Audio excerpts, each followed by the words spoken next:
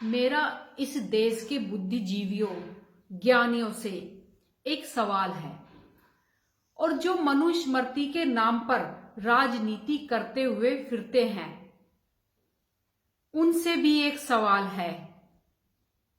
और ये मेरा सवाल नहीं, इस पूरे भारत देश का सवाल है, जो इस देश के बुद्धिजीवियों से पूछ रहा है।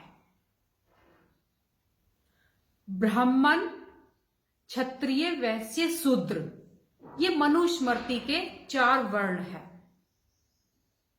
और जर्नल, ओबीसी, एससी, एसटी, ये भारतीय संविधान के क्या है?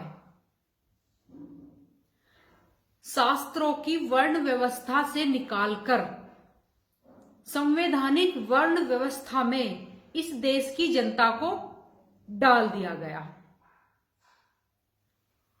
और जो मैंने सुना है जो है कि मनुस्मृति में कर्म प्रधान है।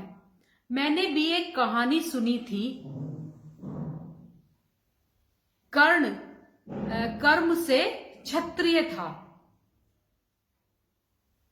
और दुर्योधन ने उसे अंग देश का राजा बना दिया, और उसी पल, उसी क्षण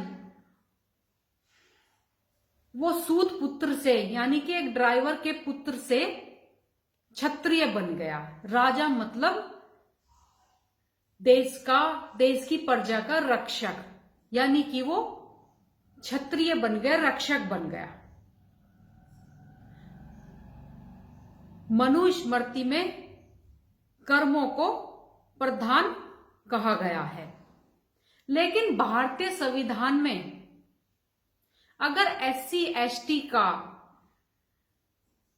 कोई भी इंसान नौकरशाही में कितने भी ऊंचे पायदान पर क्यों ना बैठ जाए, लेकिन वो तब भी देश का राष्ट्रपति भी क्यों ना बन जाए, लेकिन वो तब भी एससी एसटी यानी कि शूद्र का शूद्र ही रहता है।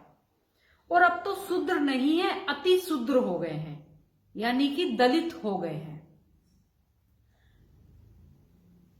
अगर हमें एक वर्ण व्यवस्था से निकालकर दूसरी वर्ण व्यवस्था में ही डालना था, तो फिर क्या मनुस्मृति की वर्ण व्यवस्था क्या खराब थी?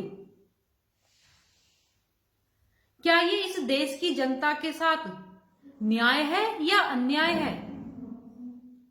मैं ये जानना चाहती हूं।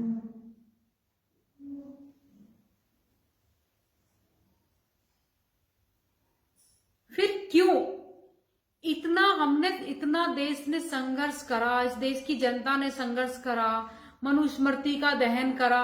क्यों? इसलिए कि एक शास्त्रों की वर्ण व्यवस्था से निकाल के हमें संवैधानिक वर्ण व्यवस्था में डाल दिया जाए। ये मेरा सवाल है आप लोगों से, जो मेरे मन में आया है,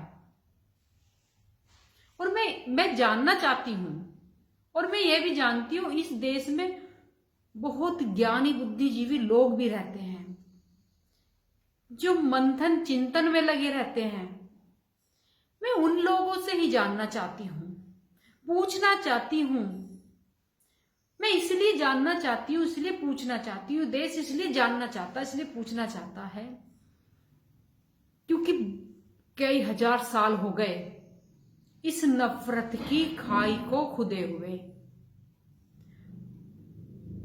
और जब तक इस सवाल का जवाब नहीं मिलेगा, ये खाई नहीं पट सकती, इस खाई का अंत नहीं हो सकता।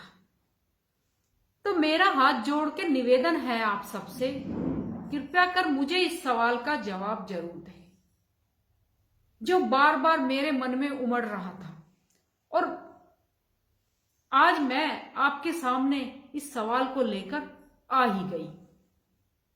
और इसी के साथ मैं अपनी बात समाप्त करती हूं। बहुत बहुत धन्यवाद।